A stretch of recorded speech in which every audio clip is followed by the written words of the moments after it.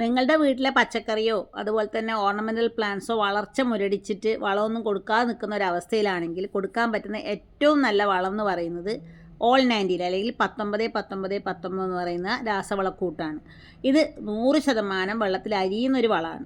അതുകൊണ്ട് തന്നെ ഇതിന് വിലയും ഇത്തിരി കൂടുതലാണ്. അപ്പോൾ ശ്രദ്ധിക്കേണ്ട ഏറ്റവും പ്രധാനപ്പെട്ട കാര്യം, ഇതിൽ 19% നൈട്രജനും 19% ഫോസ്ഫറസും 19% പൊട്ടാസ്യവുമാണ് അടങ്ങിയിരിക്കുന്നത്. ഇത് വെള്ളത്തിൽ അലിയുമെന്നുള്ളത് കൊണ്ട് മാത്രമല്ല, ഇത് ചെടികളുടെ ഇലയിൽ തളിക്കുമ്പം ഇത് ഫുള്ളി അബ്സോർബ് ചെയ്യാൻ ചെടികൾക്ക് പറ്റുകയും ചെയ്യും. രാസവളങ്ങൾ വിൽക്കുന്ന കടകളിലൊക്കെ ഇത് വാങ്ങിക്കാൻ കിട്ടും. ഇത് നമുക്ക് വാങ്ങിച്ചു കഴിഞ്ഞാൽ 5 ഗ്രാം 1 ലിറ്റർ വെള്ളം എന്നുള്ള തോതിൽ ചെടികളിൽ തളിച്ചു കൊടുക്കാം.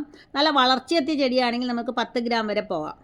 പൂക്കൾ പിടിക്കാനും അതേപോലെ തന്നെ വളർച്ച കൂട്ടാനും ഒക്കെ തന്നെ ഇതിന് പറ്റും.